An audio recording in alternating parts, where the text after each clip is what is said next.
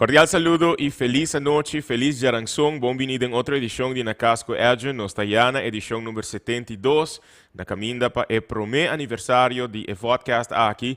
E me agradecemos para tu bom comentário para estar seguindo tu programa aqui desde o início de Nacasco Edjean. Você está vivo e direto for the W Manor aqui na Washington. Se você está mirando no canal 23, você está mirando gravação.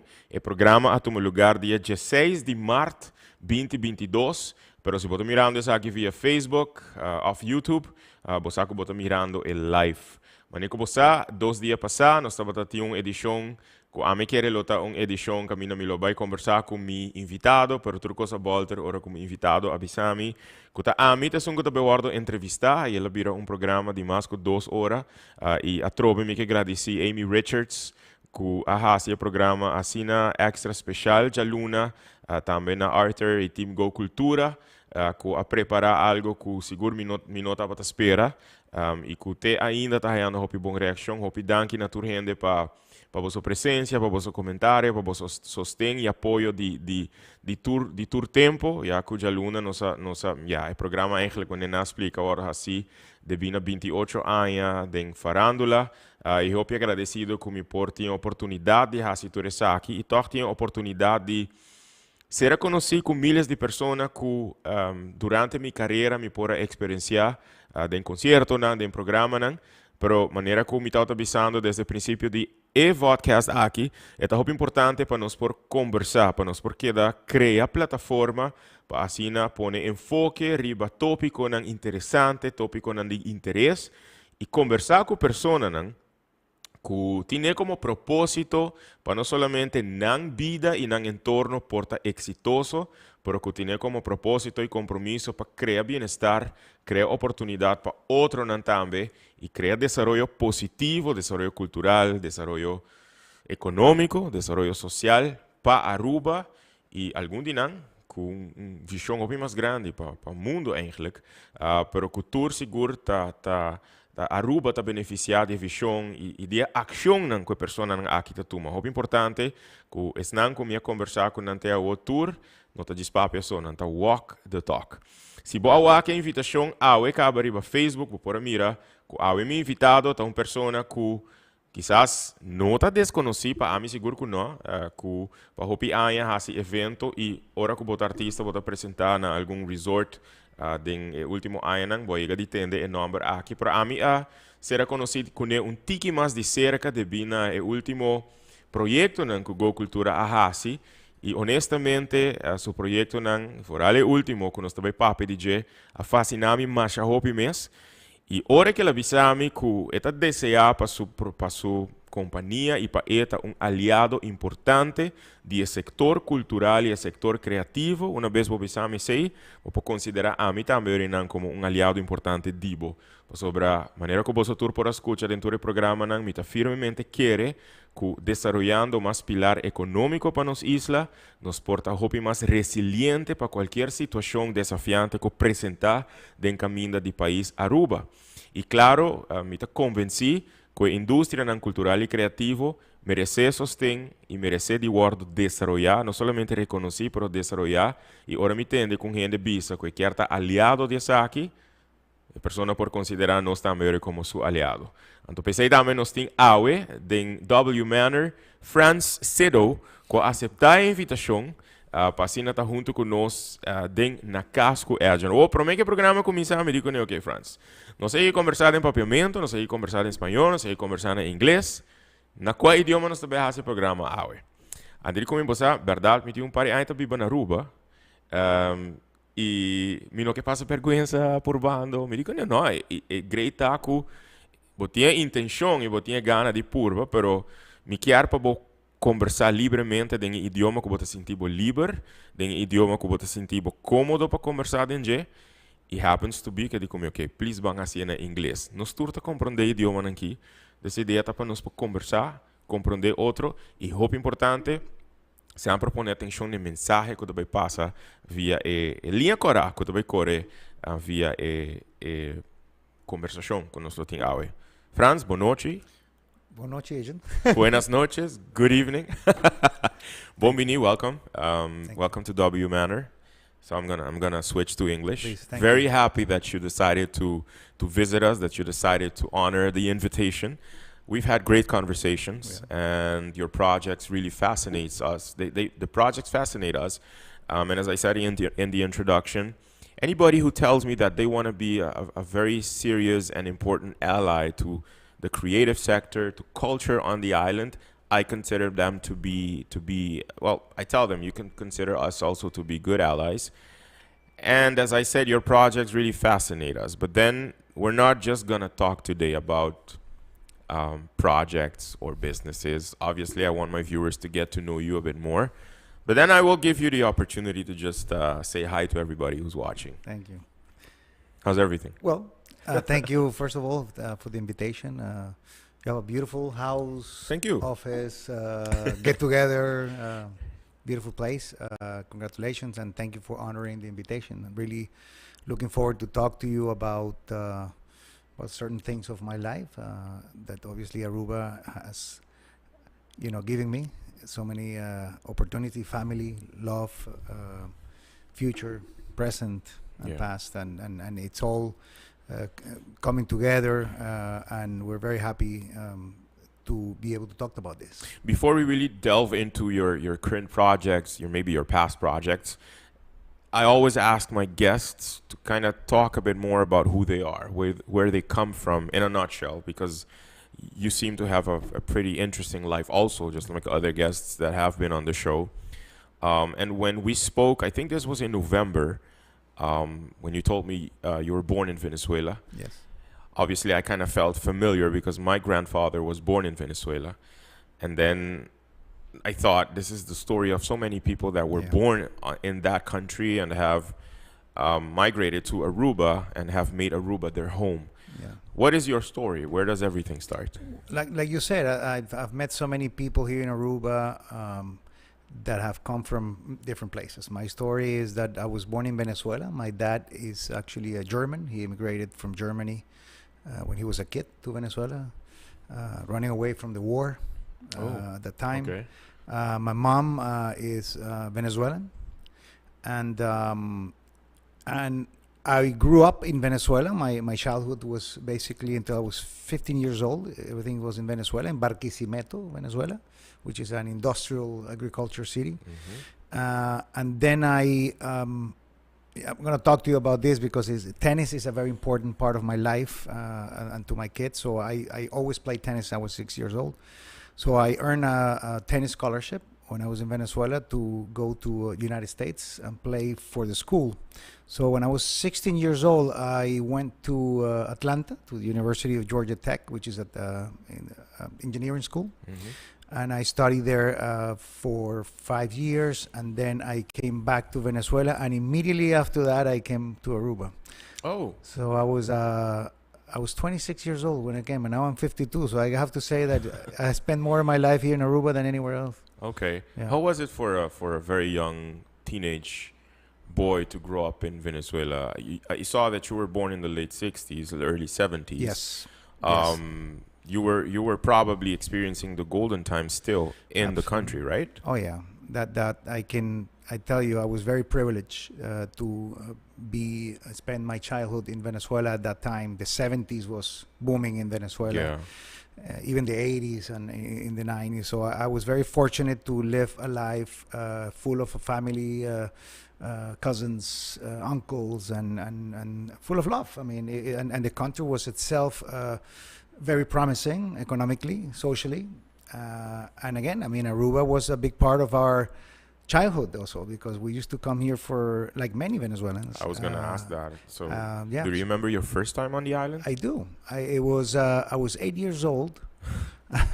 I stayed at the Concord. Barely Aruba opened. Concord. And not even knowing that you were coming back to work in that building. Yes, I did. Wow, okay. So that was a good story. I always say that I was running around the hotel when I was 8 to probably 14, 13 years old. And then I happened to work for the hotel many years after. That's so nice to hear. Yeah. As you've probably heard, as you know, I mean, Venezuelan media has had a huge influence on the island, especially during the time, or before the time that we had cable television on the island. The channels that our locals had to watch were RCTV, Venevisión, obviously Telearuba also, but then Venezuelan culture has been very present on the island, and there has been a very strong link between the two countries, or between Aruba and Venezuela. Yes. The first time that you came here as an 8-year-old boy, do you remember seeing some similarities on the island? I do remember. I mean, that's why it got my attention at that age, that everything here in Aruba, the people, the culture, the service, the environment, the community was always very nice to the Venezuelan at time tourists. So, and a lot of people had families in Venezuela, and at one point there were a lot of Arubians going actually to Venezuela to do tourism. Exactly. So they would go to Merida, they would go to even Caracas to spend, the weekend, because Caracas was the city of South America, and one of the most important cities, especially in gastronomy and restaurants. New York City of Latin the America. little New York City. The place of Carolina Herrera. I mean, imagine those days were very. So I'm sure that a lot of people watching will remember or past those times. Punto Fijo. I mean, many people does even have houses there at one point, or family going back and forth. I remember those charters going every day, 4 or 5.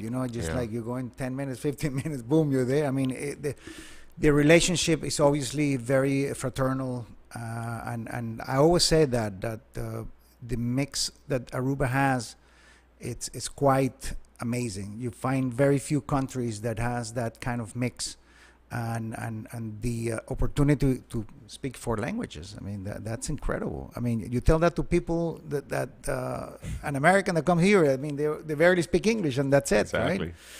So again, it's Venezuela has a great impact in and I hope that will eventually, as time comes by, it will happen again, and we will have that relationship as. Do you come from a long line of entrepreneurs in your family? What did your father used to do, or your mother used to do when they were in Venezuela? Good question, because I have done a lot of entrepreneur projects. No, my dad is a civil engineer. Okay. He built. He graduated in Venezuela. He started working there, and he built a lot of things in Barquisimeto specifically. Actually, he was a minister of housing in the 80s.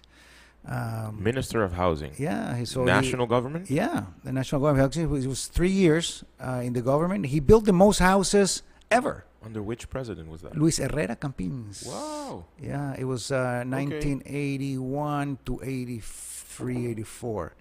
So this is interesting. Yeah, so he rarely talks about it. I remember because I was a kid. I was going with him to all the housing projects, and later on, I realized I had to do some developments, and I did. And I'll talk to you about later. But I've done 3 or 4 projects in Aruba itself. So I have that from my dad's side. That's why I studied engineering. Okay. My mom was at home all the time. She Okay. got married when she was 17 years old. We're 4 brothers, no sisters. And she spent a lot of time at home, and she was just taking care of us. And your parents are currently in Venezuela, or? Yes, they're still in Venezuela. They're still in Barquisimeto. They're alive. My dad is 82 years old. My mom is 76, in good health, thank God. So I get to enjoy them a lot. They actually come to Aruba 2 or 3 times a year. Okay. And we still spend time. I would like them to spend time with the grandsons, right? Yeah. I mean, so when they currently travel, they have to go the long way Yes. to reach the island. Yes, right now Such it's a travesty. It's quite yeah. Yeah, I know. I know. So then you tell me that when you were a 16-year-old boy, you went to Atlanta to do 5 years of civil engineer. Yeah, industrial Engineer, and then after that you went I back home to Venezuela. Yes, I went back to Venezuela. I was dating my high school sweetheart. I was 14 years old, and she catched me when I was very young. Okay. And I had 2 choices: if I go back and continue the relationship, or stay and work in the United States, which that would have been it. And I was really, really, really in love at that time, and so I went back before, she would kick me out.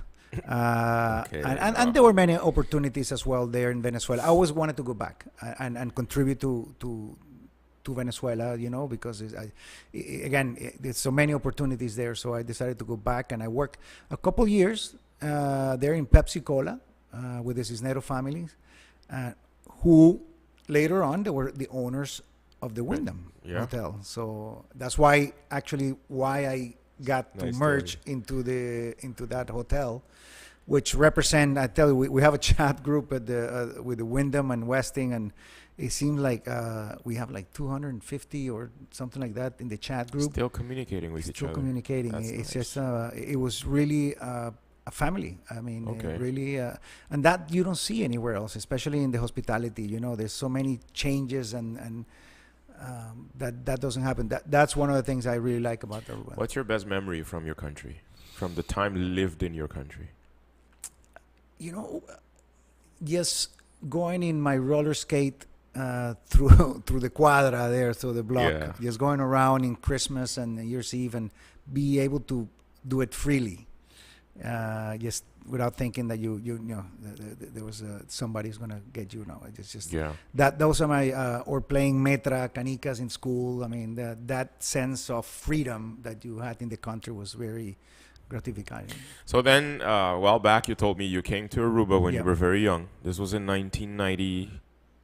you told me? 96. 96. Yeah, 1996. You're a family man, so you're married. You have kids. Did you get married before coming to the? This seems like we're really going too personal, but did you get married before you came to Aruba, or? I did. I did. I got married in 1994. 2 years before. 2 years before, and we had opened a restaurant in Caracas, a Japanese restaurant in 1994. Imagine there was not even that many restaurants. Actually, we were the second restaurant in Venezuela, Japanese restaurant. Wow. And so we had a guy that was one of our customers in our restaurant in Caracas, and he mentioned, we have space to open a restaurant in Aruba. Would you like to come and open a Japanese restaurant? And I came just to see how the island was in terms of, because it's a very specific cuisine, right? I mean, it's not like you're doing an Italian restaurant or steak. And I decided to actually do it, and that was our first venture. And still, people remember that restaurant at one point. It was called Sake House at the where Mango is right now. It was called, what was the name of the Aquarius Building? Aquarius Building. That was our first venture back then in 1996. So I came, and so then that's the reason you came to Aruba. That's the reason I came. Okay. To open a restaurant and I had two restaurants in Caracas already, Japanese, and we decided to, and actually that was the third restaurant. We decided to go to Miami and open the fourth restaurant. And my partner is Alfonso Mora. He's been my partner for as long as I can remember. Yeah. And actually, we got married. He got married with Maite Delgado, and when I got married, we were both like a month apart. So we actually both were at the same time of family growing. So and then when we came here, I have 4 kids. So it was a time the TV was not working back then, and I had to listen to the radio. Were you always so much interested in being an entrepreneur? Because I mean, this happened at a young age. Yes. You always had this desire to be an entrepreneur. I'm going to tell you a story how, and I always forget this. My mom always reminds me and say, "Listen, you were always an entrepreneur." I say, "No, I wasn't. I was doing civil engineering work." No. Let me tell you a story. When you were 6 years old, when you go to school in the recreo, how do you call that? The timeout, right? School break. School break is vacation, but then when the bell rang and you were going out for. So I used to bring customs, right? Custom in a suitcase, pirate customs, Chapulín Colorado. I mean, all this stuff, and I would rent them. Oh my! I would go there and just open the thing, and people would pay me just to put the custom for like, a couple minutes. And I mean, that's how probably, I guess that, They saw at an early age, Yes. Franz is. Yes. Do they have a special name that they called you, your family? Do they call you Franz? Frankie, Frankie. Franz, Okay. yeah, basically. So, which year was it then that you decided to go into the hotel industry? Because in a way, I mean, you had a business, the restaurant on the island. Yeah. You were already, in a way, dealing with the tourism industry. I Yeah. mean, tourists also visiting the restaurant. Absolutely. But then, I think the first time I met you was at the, I think back then it was the Wyndham. Yeah. Not sure if it was the Wyndham or then the Westin. That's when I met you. Okay. When did you decide to go into the hotel industry? Okay, so we opened the Sake House restaurant.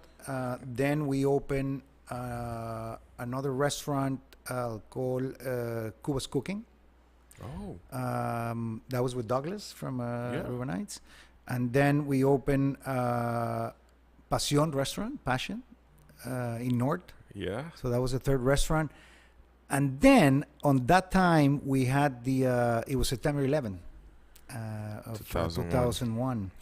And at that time we the whole island, the whole world suffered that collapse in tourism.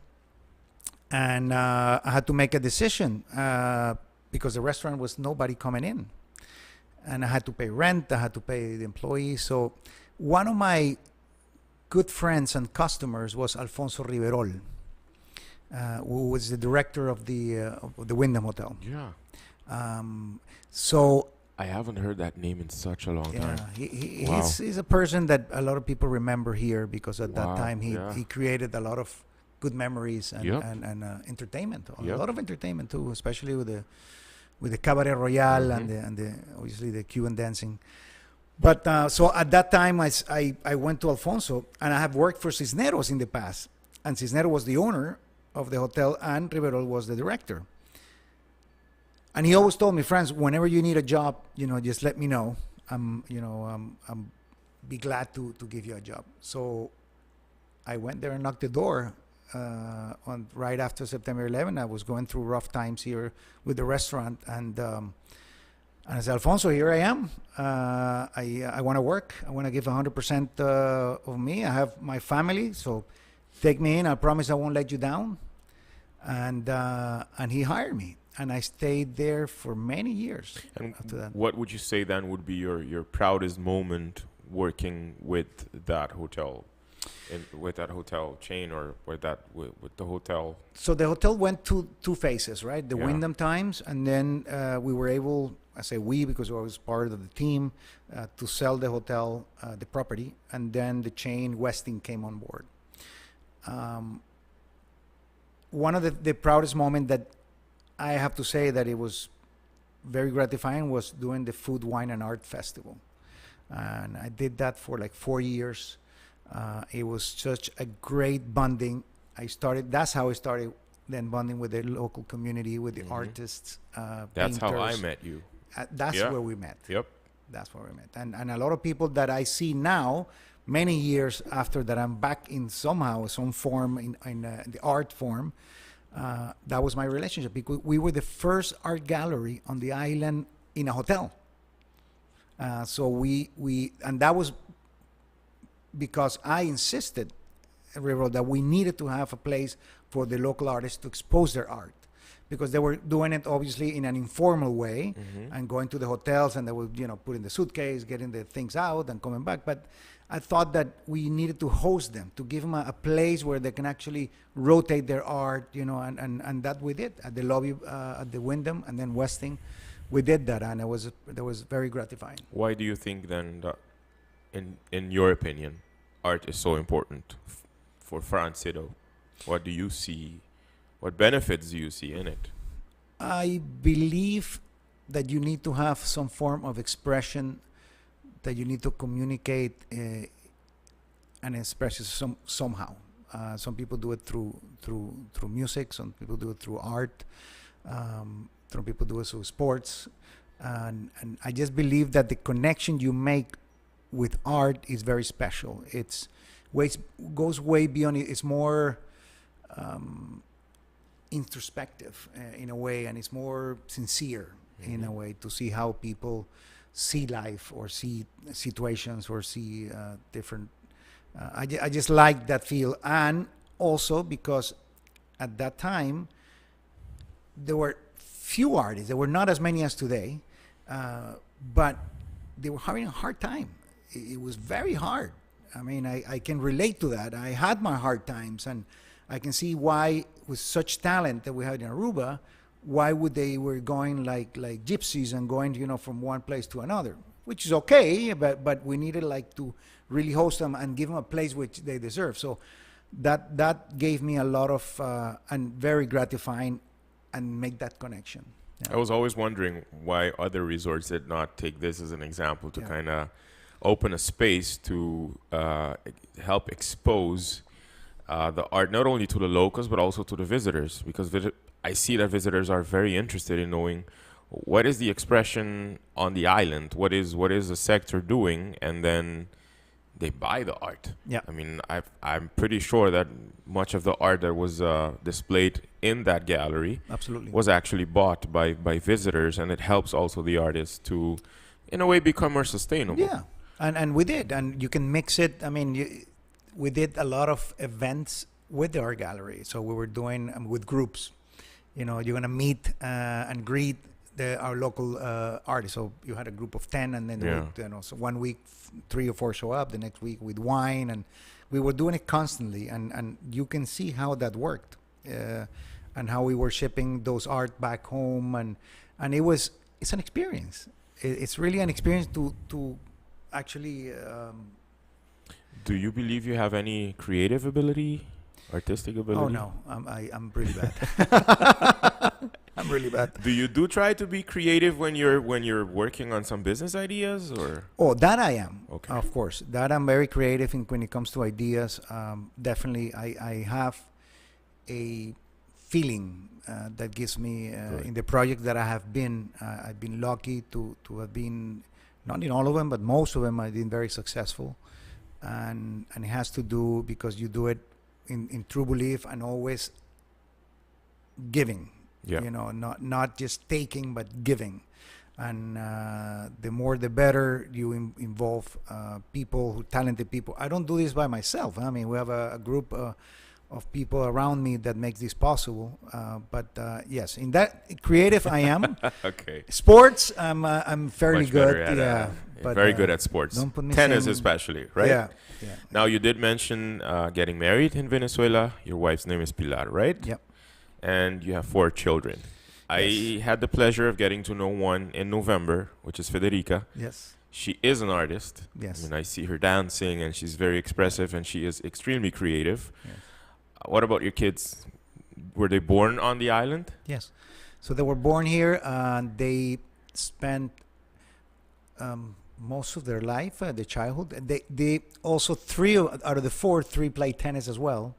So they went on a tennis scholarship to the United States as well. Okay. They follow my footsteps Yeah. there.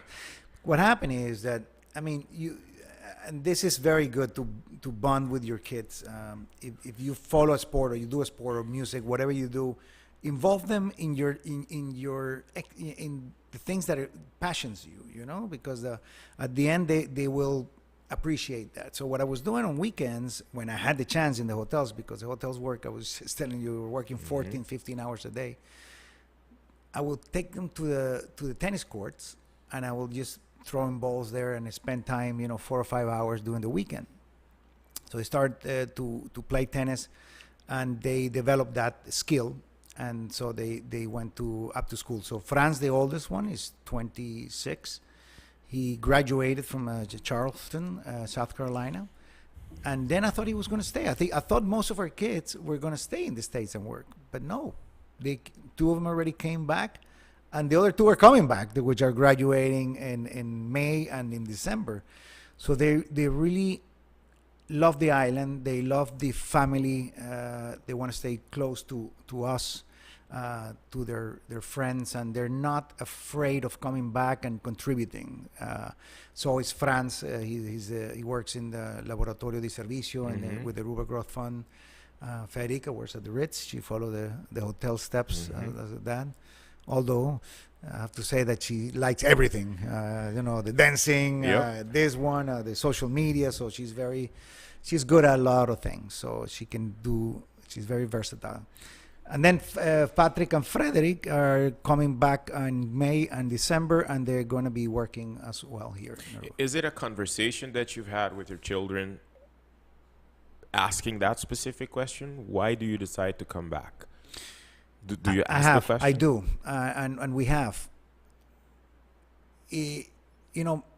My dad always said, when you go outside and you go freely, go and experiment by yourself, try to get some knowledge, and eventually, if you have lived in many other places and you want to come to your home, do so, because you have already lived something else and you're going to appreciate it more. Well, that turned out to be to all my brothers, because no one lives in Venezuela. With my kids, I told them the same thing. I said, listen, spend some years there. Go do the masters. Well, actually, Patrick is going to Holland for the master's degrees, and he's going to experiment in Holland. But they love their home, Aruba. That's the answer. Okay. They don't want to be great to know. Somewhere else. Federica, if you're watching, please send me a message and let me know if the video that you were planning to record and to premiere before the 18th, if it's coming out, and then I'll promote it for you. I'll let you know. And then that also showcases, because she told me, we were talking about the concert that we did on Plaza Betico on the 4th, and there was this specific song that she absolutely loved, Luna Scondi. Yes. And she told me she had a plan, etc. I don't know if she still has the time to do it. So if you do, send me a message. She was practicing. Oh, she was. I saw her, and I go. Okay, that's great to know. Now, till which year did you work in the hotel industry, and then decided, okay, I'm gonna go on my own, and then continue doing independent ventures and being again an entrepreneur, independent entrepreneur. Right.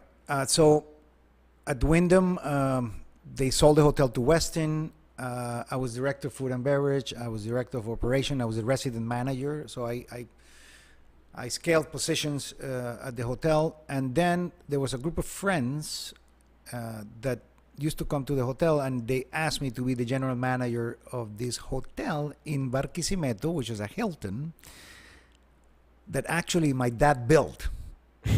And I was 3 blocks away from my house. So I said, wow, I like to really do that. I would like to become a GM in a hotel that my dad built. I mean, why not? And at that time, actually, the country was, the exchange rate was favorable. The salary was really good, actually, compared nowadays, of course, it's not, but back then was something that to consider. So I took a break, and I went to Venezuela by myself to run the hotel there for almost 2 years. And then I would come every weekend.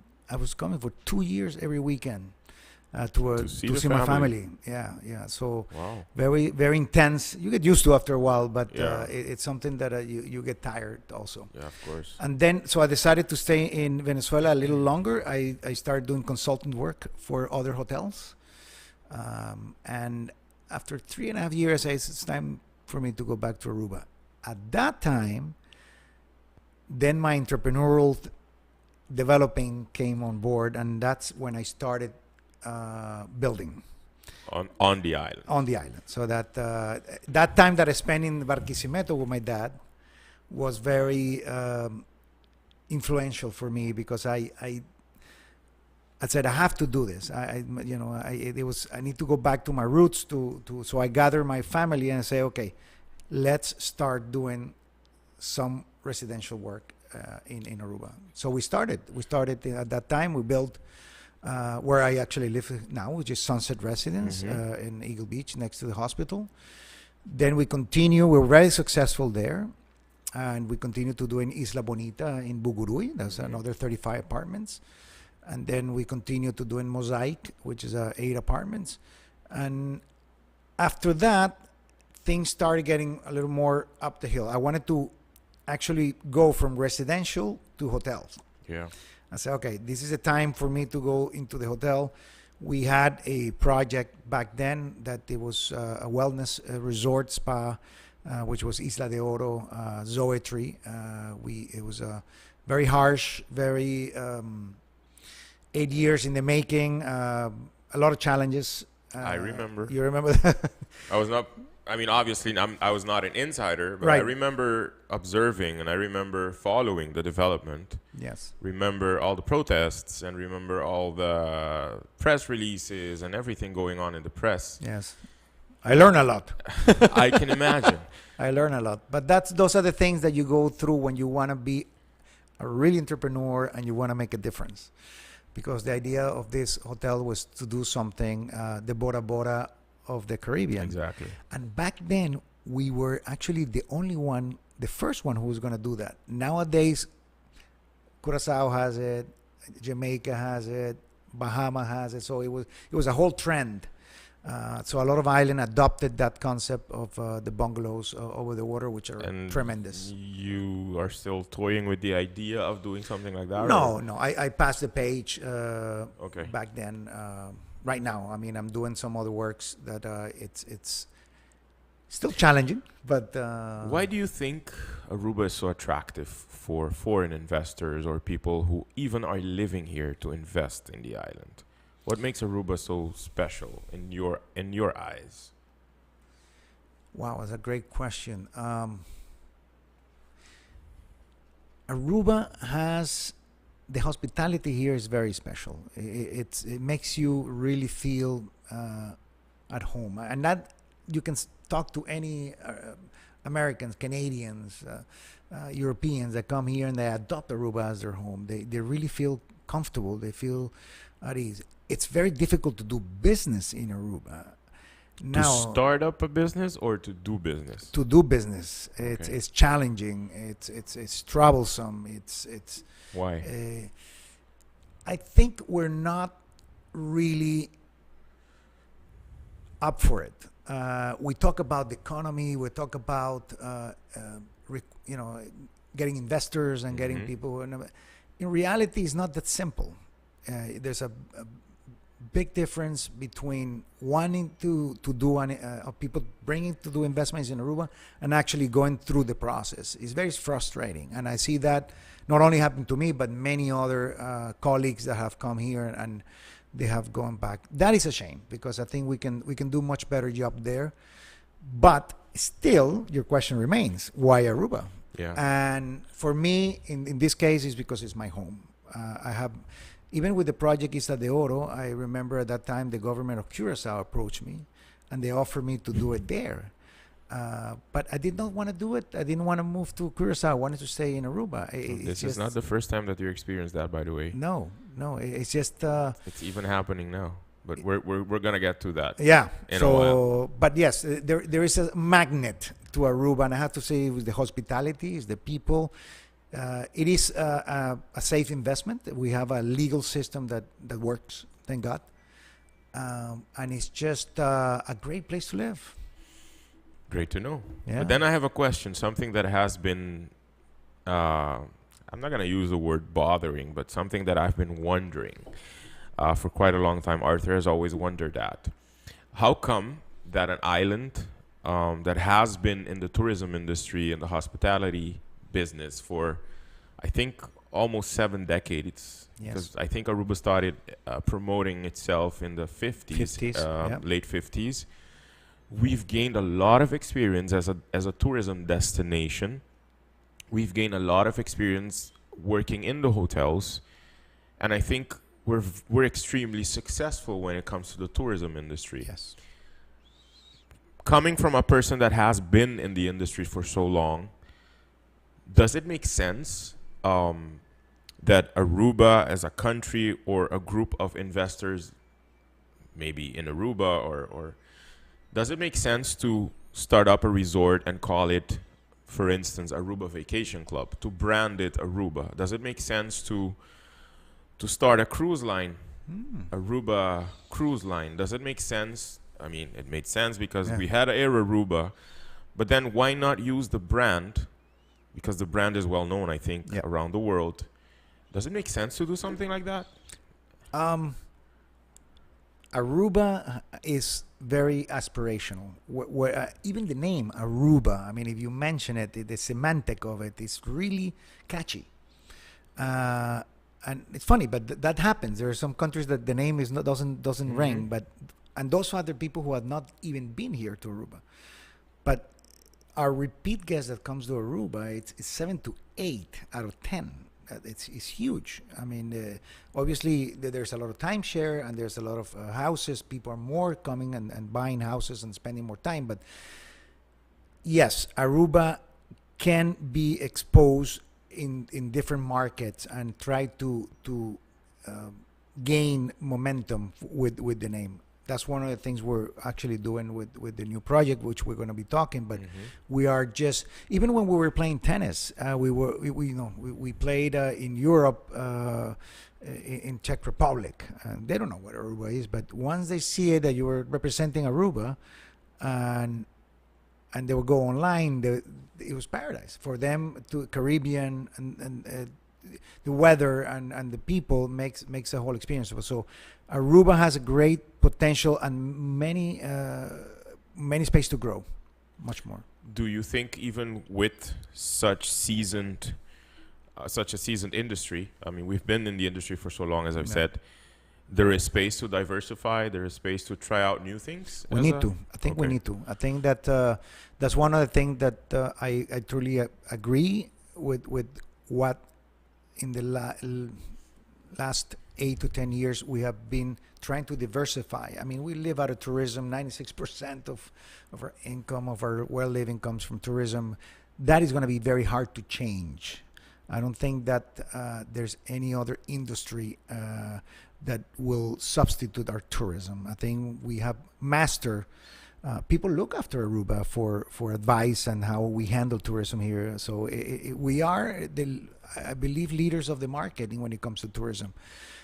To change that, I think we just have to look for ways that complements that tourism. So for example, we don't have much boutique hotels. We always talk about this, and it became like a cliche, right? Oh, boutique hotel, everybody's done. Oh, but then you would send a boutique hotel of 150 rooms. Well, that's not a boutique hotel, right? Yeah. So if we can do more of those places, even residential, that you create experiences, different experiences. But people takes pictures and bird watching, or the people who go in the back and they like to go, yoga, and I mean, the wellness has become really a trend worldwide, and Aruba has one of the best climates and one of the best places that actually you can develop that kind of wellness program. In Asia, they do it a lot, and the niche of the market is very high end. So here are people spending $1,000 to stay in a night. Obviously, you need to deliver that kind of experience. But I truly believe that we're capable of bringing that tourism on a higher level. Okay. And not just doing... and making it easier to invest and do business on the island, right? Yes. Because it sounds like it's very challenging. Yes, it is. So, in other words, I always laugh because people come and ask me and say, Franz, we're here in Aruba, we would like to invest. I say, well, if you like to buy an apartment, that's good. But if you like to your own business, make sure you have patience. Because we have tried a thing over the years with different governments, but we still a lot to do. The process, you mean? The process is the inefficient? process I mean, I can speak personally. The process is extremely inefficient. Yes. When you're building a business. You suffer it. Yeah. I mean, opening a restaurant, the time it took, and then like a year after the restaurant closed, you get an email from High Commissioner, which I heard it doesn't even exist anymore. Yes, you're allowed to use the name. Like, right. Really? After how many years? After a year that the restaurant has been closed. Now, have you experienced, as a person born in Venezuela, a different treatment on the island? Not now. In the past, I became when I came to Aruba, I had my German nationality because of my dad, and my Venezuelan because I was born there and my mom. Yep. But I became Dutch after, at that time, it was 5 years. And the interview wasn't in Dutch at that time. It was in Papiamento. It's fairly simple, I have to say. But I was not looking for the nationality because I was already European. But it happened that if you became at that time Dutch, the business process would be much easier. And not depending in any of the others. But it is challenging, Edjean. It's time consuming, especially when you gather yourself with investors. Because if you're dealing with your own money, then okay, you're going to lose, but it's you. But when you have people around you that they're trusting you and what you're doing, and they have to depend on the government decisions or the policies or the red tape, it just becomes very frustrating. Yeah. Now, Franz, in the beginning, in the introduction of the program, I did mention about a project, and that's how I got to know you even better. By having a conversation in your office last year, specifically during a project that Go Cultura was organizing. This project is Rum Papiamento Rum, Bodegas Papiamento. Between the initiatives of construction and Bodegas Papiamento, was there another business venture, or is this the next one? When does this start? So why does it start? Right. So 6 years ago, Alfonso, my partner, he has a wine distributing company in Venezuela, which was very successful. And we were thinking about opening a very small wine distributor here in Aruba. And we decided to do that with 2 or 3 brands that he represents already in Venezuela. So it was Finca Las Moras, Navarro Correas, and some other. Santa Teresa rum was back then. But then I was a very good friend since I grew up in Barquisimeto, Ron Diplomático, which probably a lot of people know is becoming very famous. It's actually from Barquisimeto. So I called my friend and said, listen, we would like to distribute Ron Diplomático on the island. At that time, there was somebody else distributing. They were not doing a fairly good job. So I said, Franz, come on board. Let's see what happens. So we started distributing Ron Diplomático, and our company took off. At that time, Ron Diplomat, I came with the idea and say, why does not Aruba has a premium rum? I mean, there goes my question again. It just opened, right? I Yeah. mean, if Diplomático is selling like crazy, which is a very good rum, why can we not make something here that is similar? At least, not as big, but with the quality of Diplomático. So that's where the idea came. And I said, well, we have to do something. We can't compete with Venezuela. We can't compete with the Dominican Republic. We're such a small island. We need to do something that is different, that it's an experience. So not only make a rum, but can people see how we make the rum, and that we do it differently than anybody else. And that the idea of blending the rums, that's why it's a Dutch Caribbean rum, because the Dutch blend rums. They buy rum. They don't produce rum like we don't produce rum, but they buy rum from all over the world. They take it to Holland and they store it, and then they start mixing them. Okay. Getting the best of each one and trying to get this mix, the perfect mix. That's why it's the Dutch Caribbean rum. And I say, okay, so if we're going to be different and we want this to be an experience, why don't we call it Bodegas Papiamento? Why don't we let people know outside the world what Papiamento is? Because it is so unique on these islands that we take it for granted. We know it. We know what it is. But how about the story, about the history?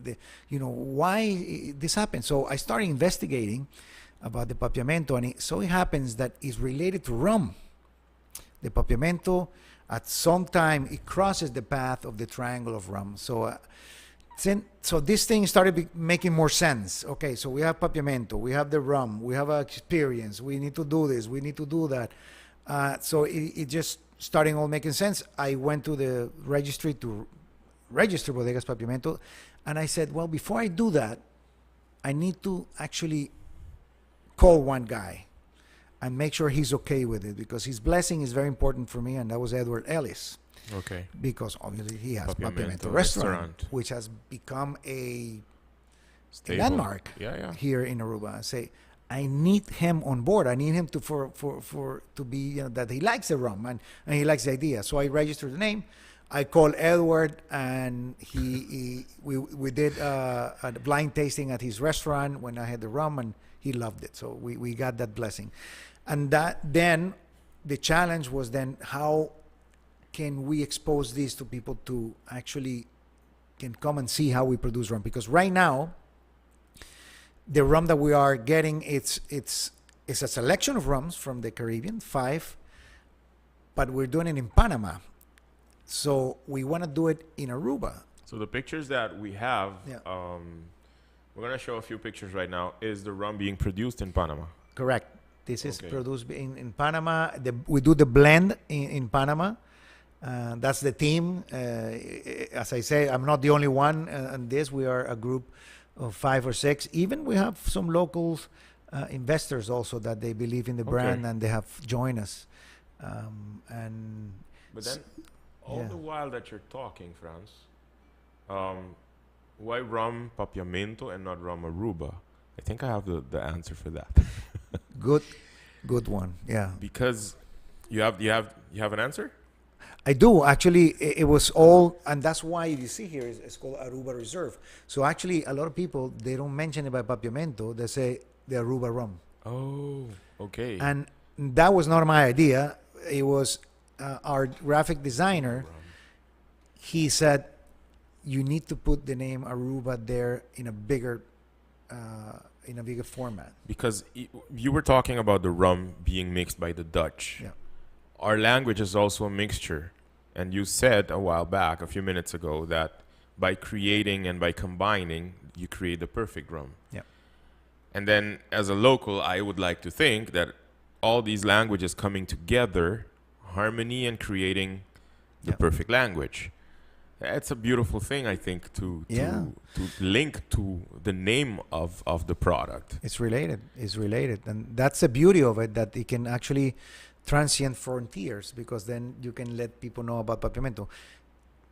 Not only that, and as you said, how my contribution or our group's contribution to the Papiamento language doesn't stop in just doing a rum and just going and selling it all over the world. Well, at least that's our goal, to try to reach as many souls as possible, as many in the world. But we are planning, and it's already in the pipeline, to create a museum of Papiamento, which is also very interesting, because we want our tourists to come to our distillery and go through time and how the Papiamento language has evolved through the years until now. So it's a complete experience with seeing how we make the rum, how we promote everywhere, and how Papiamento language. How long has the product been on the market? In the market, 2.5 years. How has the reception been? Very nice. Yeah, very nice. It's a premium rum. So it's a rum that sells in the supermarket as 92, 95 florins. So it's a big change of paying a rum, a local rum, Palmera or tropical. They are basically, by the way, they're not really rums. When we mention rums, we need to make sure that rum comes from sugarcane. Yeah.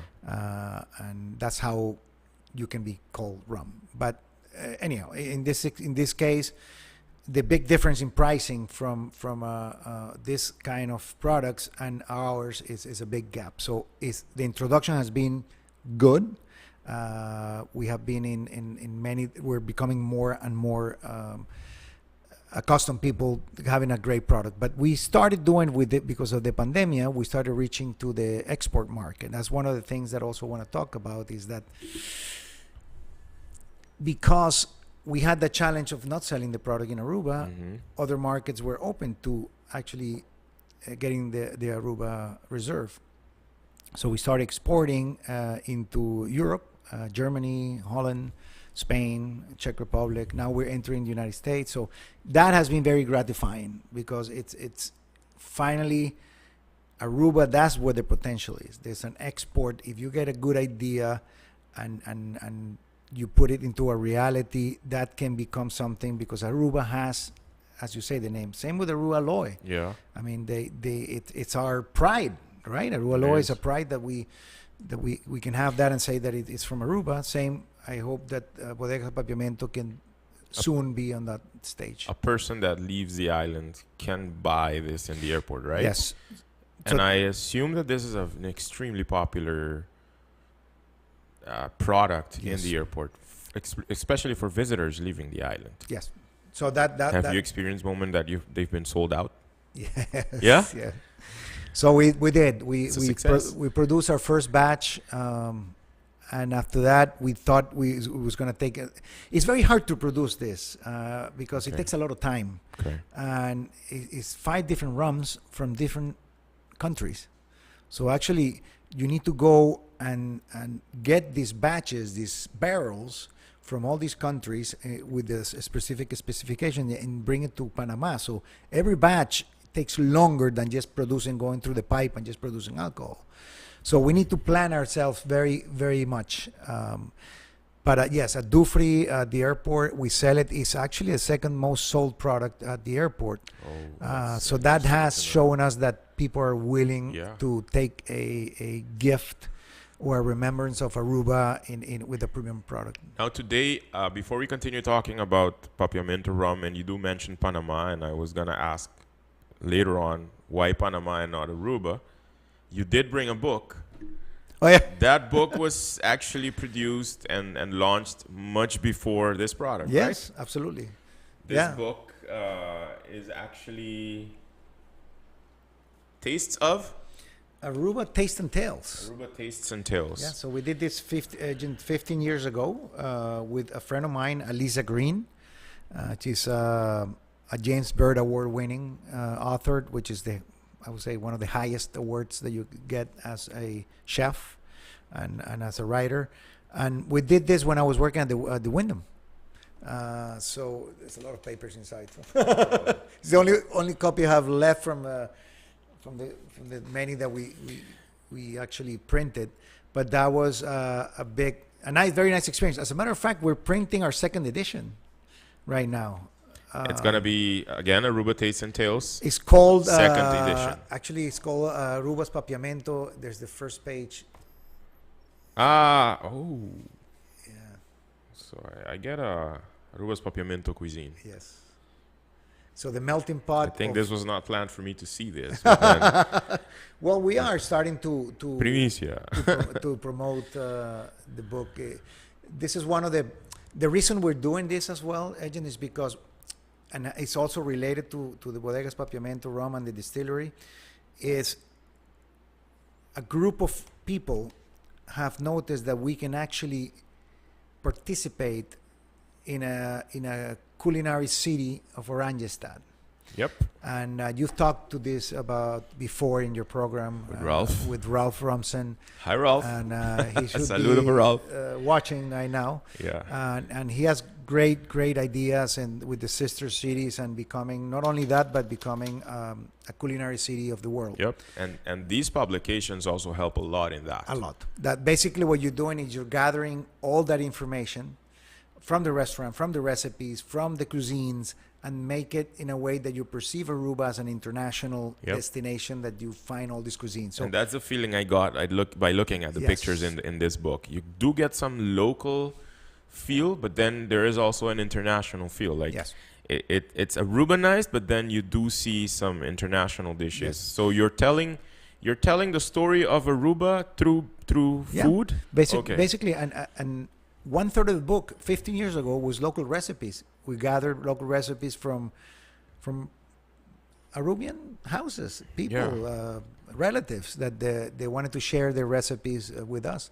That's amazing. How very nice.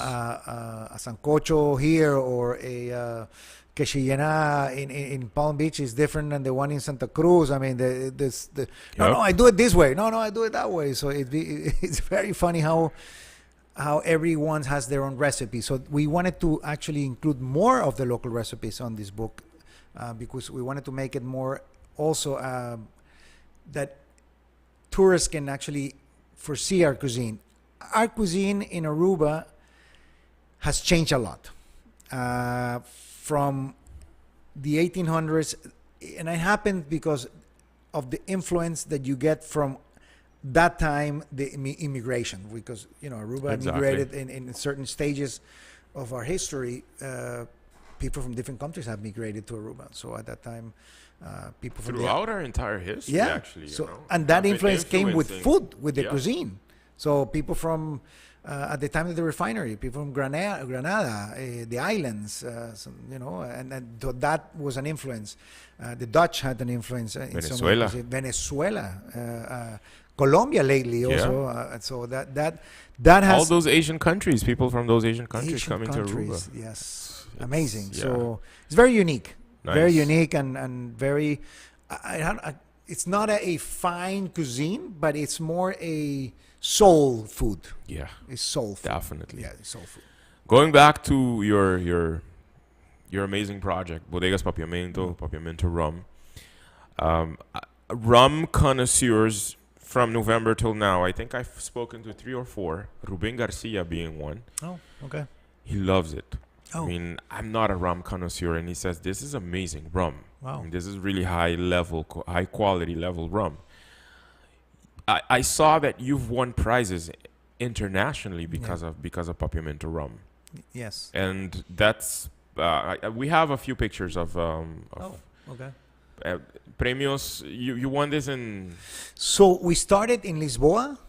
We won the high. That's in Portugal. In Portugal, actually, we received that in Madrid, but it was because at that time Portugal was closed. It was during the pandemic, and so we had to receive it in Madrid, and it was very gratifying. We had the highest.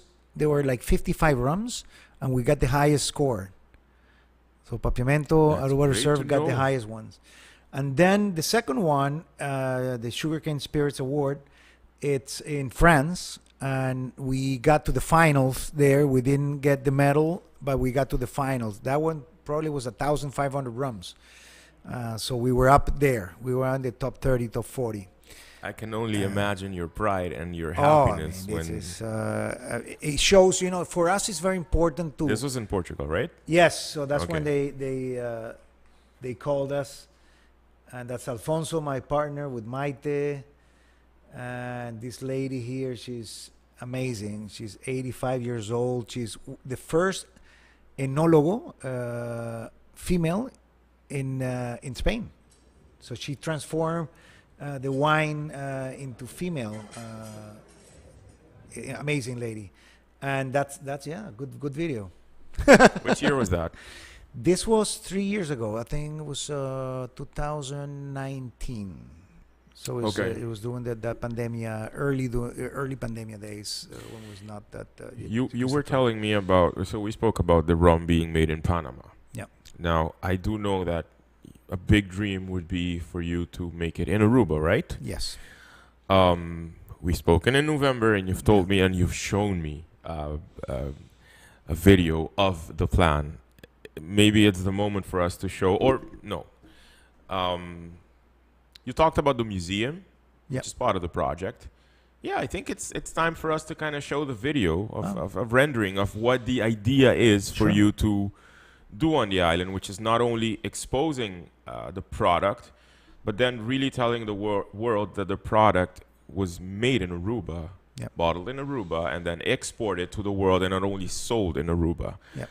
So we have a video, the rendering of the whole project on the island. Beautiful.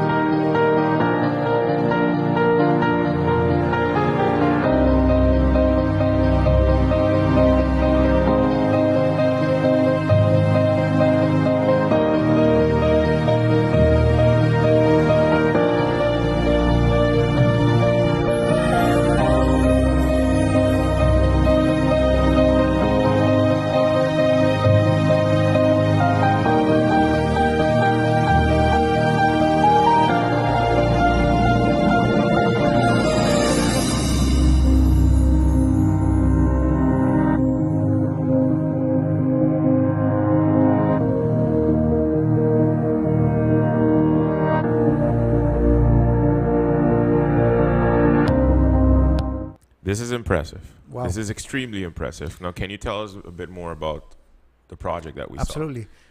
One of the things that we feel proud, not only that we're going to be doing this in Aruba, but together it took us like 4 or 5 years to come into a deal with this old ice factory, which was abandoned. Mm-hmm. And some of you remember it, if you're long here enough, it's the Crystal Ice Factory. And that was one of the few places where you can get ice back then, right?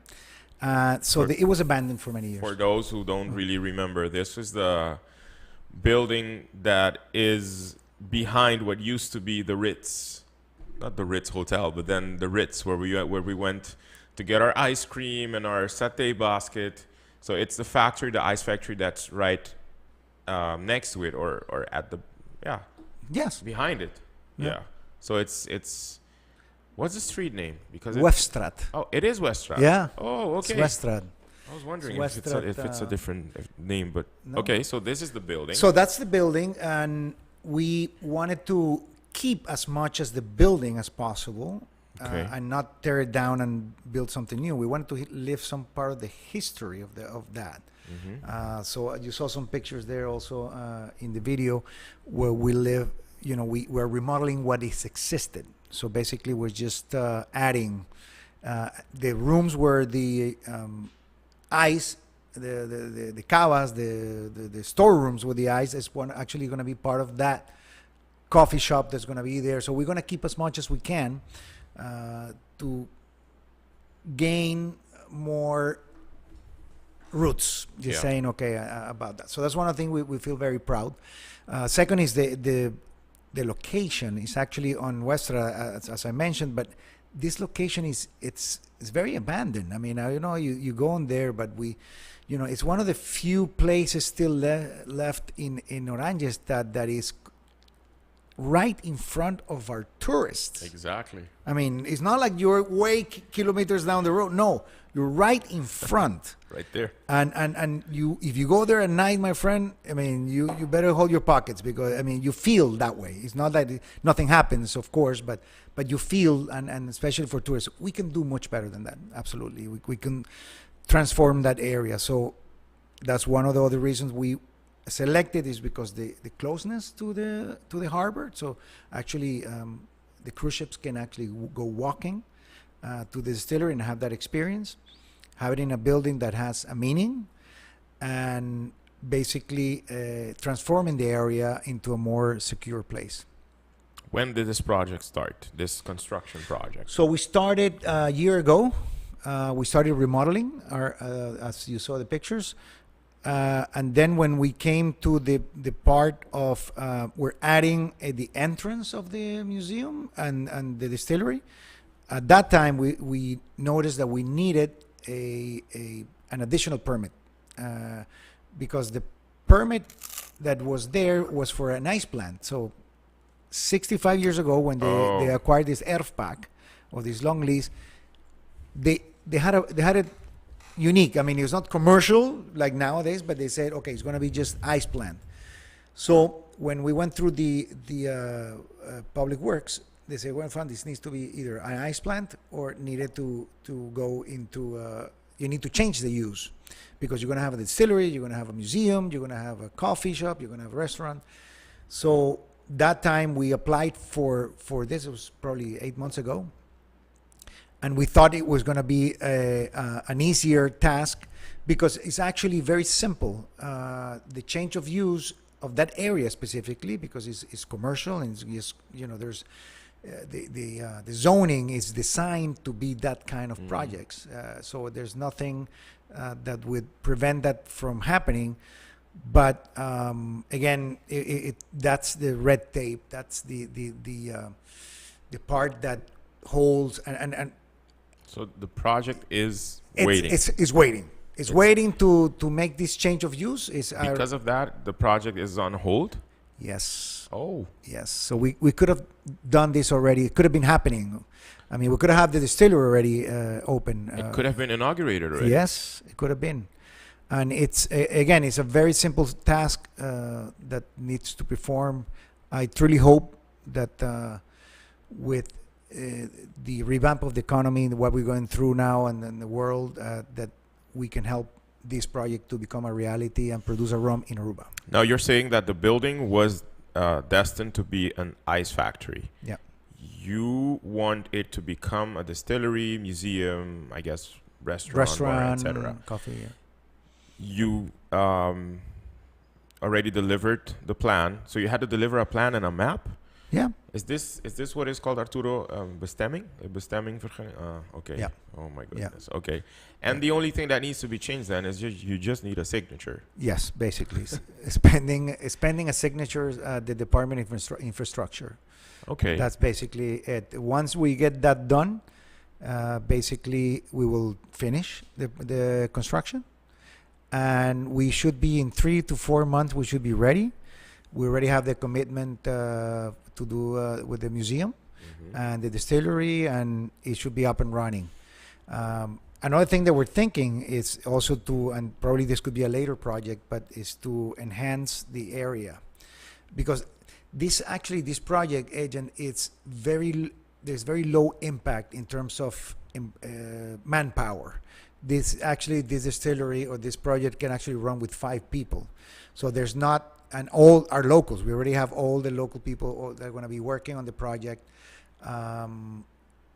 But it's a great impact, economic impact. So it's less social impact, but much bigger economic impact, because it will bring absolutely a lot of benefits to the island. Obviously, I mean, once the business opens, it would trigger other economic activities in the area. Yeah.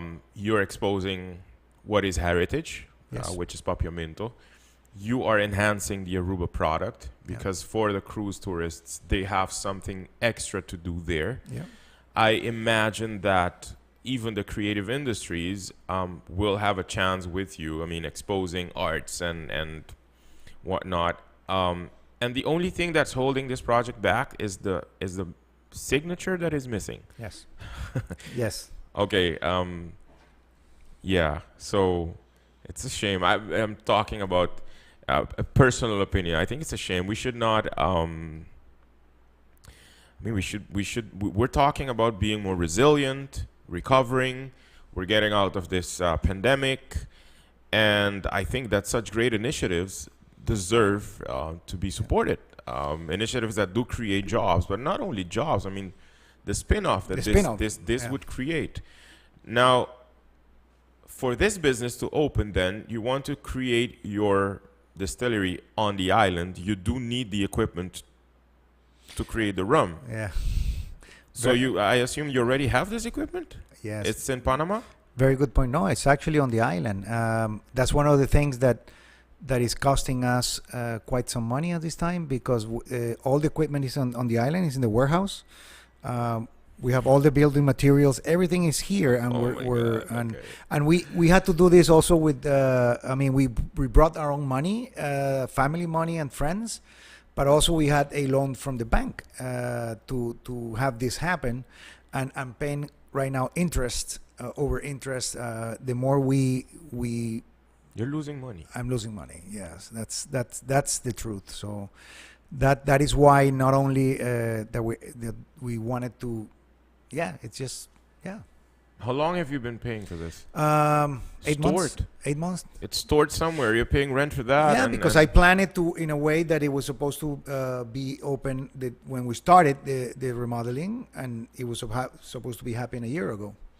So then I had to bring everything here. Otherwise, I would have been somewhere else. So yes, it's part of the process, and we've been able to a little bit mitigate this by exporting already, but we're exporting from Panama. We're not even exporting from Aruba because we don't have that here yet. This signature that you need, is it the director of the department? Is the director of infrastructure. He's the only one that signs, and since it's been changes in that department, I'm not really sure. But as far as I know, is the director of DIP. I think you should take this up and ask the government. If you're watching. I mean, you probably will see this program. You saw you've seen the presentation. I mean, if you're creative, you can think of the great things that are going to happen with this project. I think there should be somebody or a group that should really try to move this along fast. I mean, if we are talking about building a more resilient economy, and if we are saying that Aruba needs everybody, here you have a person or a group that wants to contribute to that, enhancing again the product, enhancing the experience, creating more jobs, enhancing even our industry, the one that I am in, which is not even developed, but then the creative industry is giving us an opportunity. So I think it's a win-win situation. But I do think this is a great product. I mean, at the end, you would expose it as a product made in Aruba, another product that is made in Aruba. Correct. Which we don't have many. I mean, we have the aloe product. We have the aloe. The artisans making of course, craft. Yes. Not many. And this should be a way for obviously opening those doors. So as long as it's not made in Aruba, you can actually not label it made in Aruba. I think that would be the ultimate. And it's actually, it doesn't say made in Aruba. Yeah. I can't. Yet. I can only yet. I mean, that would be. That's when the story, it all comes together. When we have that house there built, it all makes sense. That's the ultimate birthplace of the rum, of the story of Papiamento, and obviously the area. You know what I find so admiring? What I admire the most, I really got to know you more in November. We've been talking a few times. And then all the conversations that we had, you always were talking about the importance for you to support Aruban culture through the product. I mean, we saw you on Plaza Betico Cruz on the 4th of March. Yes. You were part of the project of last year, Homenaje to Josie Brokke. Correct. You were there in Casa Cultura. Even though you're going through this process, which is so frustrating, you decide to continue supporting, which I think is so admirable. I believe that at some point we will be able to continue with our dream and make this a reality. I wanna. Part of our project with Papiamento is the contribution to the community and to the art world, as we always said.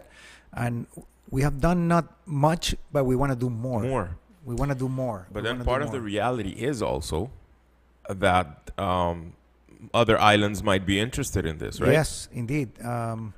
Right now, as I said, Curaçao is very interested in doing a product. As a matter of fact, we do have a Curaçao Papiamento rum. That it's sold at the airport in Curaçao, but I always said Aruba has to be first. Okay. Why go so to... Curaçao is interested in helping you open yes, and actually distillery. They have a distillery in Curaçao. Okay. Blue Curaçao, it's been there for ages, and they have several distilleries. Bonaire also has 4 or 5 distilleries. So we're the only one behind. We don't have that yet here, and I'm sure that I might be the first one or not, but it's a great idea for whoever's want to venture, and it's a big market, especially if you're going to be exporting. There's a lot of benefits that goes with exporting, because Aruba is such a small island that the benefits of exporting has this, but we need to go through the motion. So I'm probably going to be breaking a lot of ice to get there, but I am sure that after I do that, and many others will come and hopefully, Franz, it doesn't get too tiring that you just decide to I'm going to drop this in Aruba, and obviously it will benefit the other islands, but then we want this to happen on the island. I really want to see this happening on the island. Thank you. I have a present for you. Oh yes. Okay. Couple of course, this bottle. You have been really a great help, Edjean, in promoting the culture of Aruba. Your program, I see it quite often, and you have really showed your love for Aruba, for Papiamento, and for the community. And I want to thank you for bringing me here, for telling my story. And I'm sure that I'm not the only one who has stories like this, but if you give them a chance to actually tell them, it's a great opportunity. And so I want to thank you. The bottle, I wanted to keep it here at the manor. So when you have special guests, you will treat them. I have this shirt that you can wear for the Bandera. I'm going to wear it this Friday. It says Bodegas Papiamento. Yeah. I'm going to be around the island this Friday. So I'm going to be wearing my Aruba Reserve. Yes, please. Papiamento rum shirt. Thank you very much. Thank you, Franz. And I have how do you call it? A primicia for the rum, for the carnival rum. Oh, yes. Yeah. So let me show you. We do also have a few pictures of that. I think this is beautiful, by the way. Yes. Because there is also a story behind this. Yes. Which is the Carnival edition, Papiamento rum. Yes. So since we are a premium rum, and this is aged up to 15 years, we wanted to give Aruba the chance to have a rum that they can mix. Because normally this rum is drank. You don't mix it, you don't right? make it. You sip it with ice. But we wanted to have something that people can mix it with. So I'll make it a little bit stronger, and so people can mix it. So we decided to call it the Caribbean Carnival, of course, with the flag of Aruba. A very nice design. It's as an 8-year-old rum, and it so happened that we can launch it when we're going to have Carnival in Aruba, because it's going to happen in June, July, right? That's what I heard. It's going to be summer this year. So that I don't have to wait for next year, since we're going to be launching it at the time of the Carnival. And it's a very, very nice rum. It's also a blend of rums. The only difference is we don't age it 2 times. It's only aged once in white American oak. So this is something that's going to be, if you're going to see it in the supermarkets, very soon. The design on top, you told me, right? Yeah, so very good point here. That's what I find even more beautiful about this. You've worked with a local artist. I can see it, yeah. Yeah, so Mr. Elvis Trump, it's a good friend, and he have created beautiful paintings, and we have used that painting into the design of the bottle.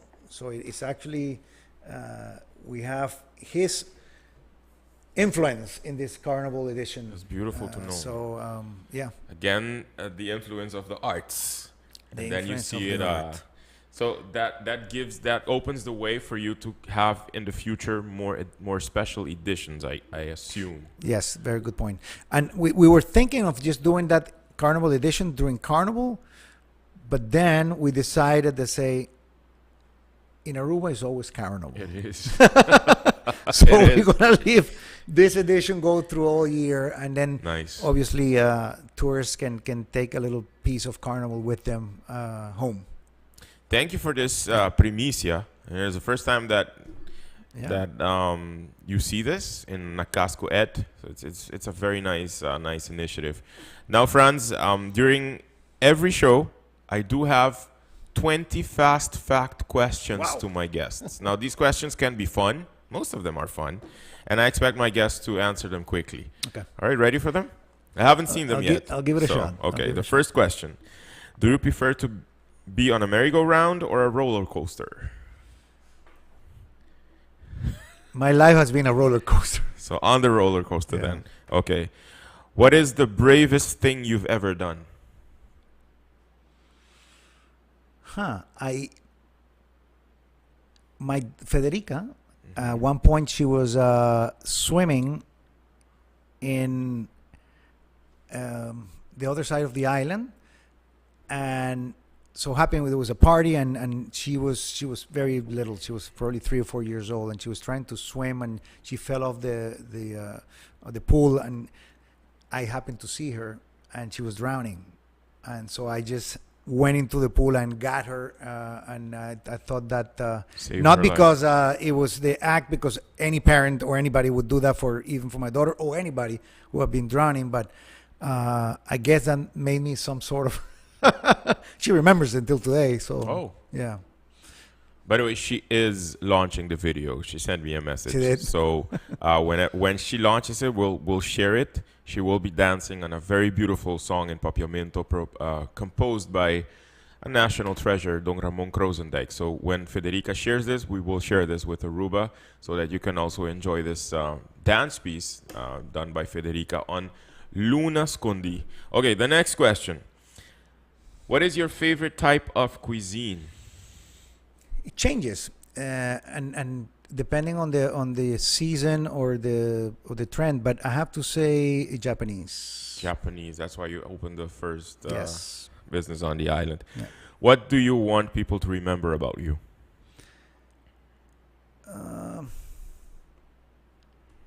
Friendly. Yeah, you are. Yeah.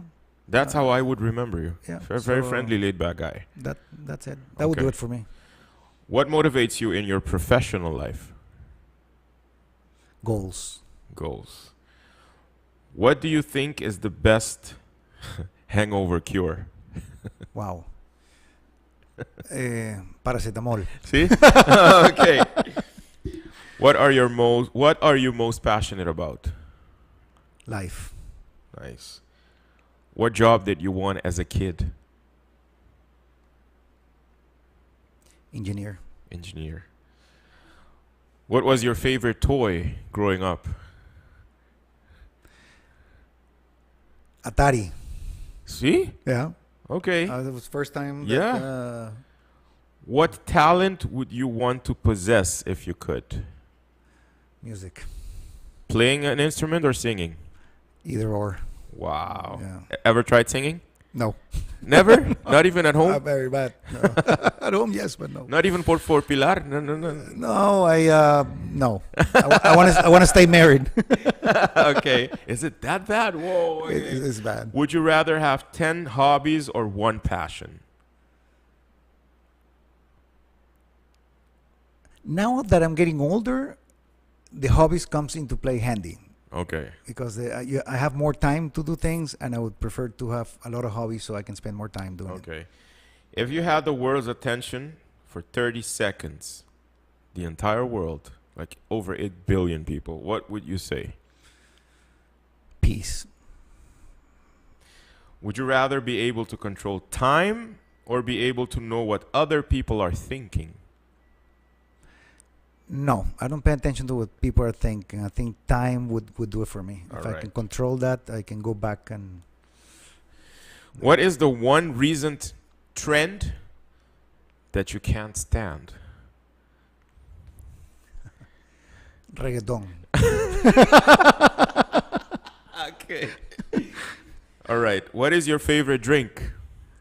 Rum. Rum. What is your morning routine? I do have an early breakfast with my wife, Okay. a nice coffee, watch the news in the morning, Mm-hmm. and probably around 6 o'clock. I'm a very early guy. Okay. I go out of my house, get a deep breath of the air, but very simple stuff. Okay. What do you miss most about Venezuela? The people, the camaraderie, the feeling of having them close. Yeah. Okay. What 3 words would you use to describe yourself? 3 words.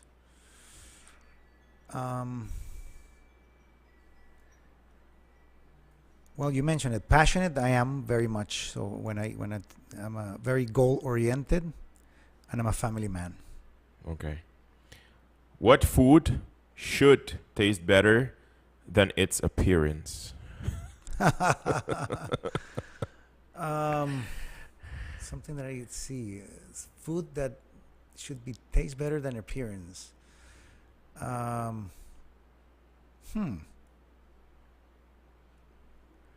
lionfish. You've tried it? I have. I have The also. fish is ugly, but it tastes very nice. Yes, it does. Yeah. Yeah, it was surprising when I tasted it the first time. It's really something nice. If you could only have one superpower, what would it be? Wow. The power of willpower. Oh, beautiful. Yeah. Last question. Are you confident to face the future? Am I confident? Are you confident to face the future? Yes, I am. Yes, I am. I'm looking forward. That's one of the things that when I wake up every morning, I love just to see what the day brings me. I love life. I love new challenges. I love the future. I just see that things are going through very rough times worldwide, and that kind of scares me in a way. As a matter of fact, I have my son. Before I came here, he was talking to a friend, and I say, you know, Dad, what this friend told me? I said, what? He's gonna buy a house in Argentina, in the fields, because he wants to move there, because just in case a World War III comes into play. And I was going like, wow, this is the first time I hear something like this. So I just I hope that this situation will cease and come to an end very soon. Yeah. I want to thank you, Franz, for spending like these over 90 minutes with us. It was a pleasure having you at W Manor. It was a pleasure speaking to you. I do want to wish you the best with all these endeavors. Yes. I really wish to see Bodegas Papiamento and Papiamento Museum and Papiamento Rum doing great. I do want to see that building being opened, inaugurated soon. Wherever we can. Well, you're going to sing help. on that first I'm day. going to sing the national anthem that day. And I'm going to be entertaining to get deal on live video and then on national television also. I'm going to be there. Of course you're going to be there. I'm looking forward for that, Edjean. And thank you again for the time. Thank you for everyone seeing this program. Continue to support our local artists. And with the favor of God and goodwill, we will get this done. Thank you so much, Franz. Thank you. All the best. Inaabo ko mirando, hopi danki pa acompanhar-nos durante rato. Hopi interessante aqui. Se você quer saber mais de Papiamento Rum, você pode follow nang riba Instagram, você pode follow nang riba nang Facebook page, você pode mirar tudo updates nang de Bodegas Papiamento, de Papiamento Rum, e pode mirar o projeto nang fantástico, que não somente nang está trabalhando riba je, pero o projeto nang fantástico que nang está aliado de je também, e nós que agradecemos para formar parte também do projeto que nós estamos estrenando já vierna a o, que está concerto titulado Canção de mi vida, dedicada ao compositor local Lorena Schwengel. Então, o concerto aqui nós gravamos em Cava Spirits and Wines, que está bodega de vinha, wine cellar, localidade totalmente diferente para gravar concert. Já vierna a o, bolo disfrutar do concerto aqui, gravar e nós agradecemos Franz e Federica e inteiro equipo para permitir-nos de convertir o wine cellar aqui de localidade para concerto fantástico. Já vierna a o, dia de himno e bandeira, 9 da noite na tele Aruba, canal 3, nos Isla TV, canal 23, canal 22 e também riba social media, YouTube, mi page Edjean 297, pero também riba Go Cultura Foundation, su page riba Facebook, também Unoca su page e também mi mesmo page riba Facebook. Feliz dia de himno e bandeira desde a hora que acaba e nos invitamos para support. Iniciativa nang que apoiar não somente economia, que está aportando a economia, desenvolvimento econômico de nossa isla, pero que está apoiar nos gente também, maneira Bodegas Papiamento e Papiamento Rum. Feliz noite, turcos bons, nos topo em outra oportunidade.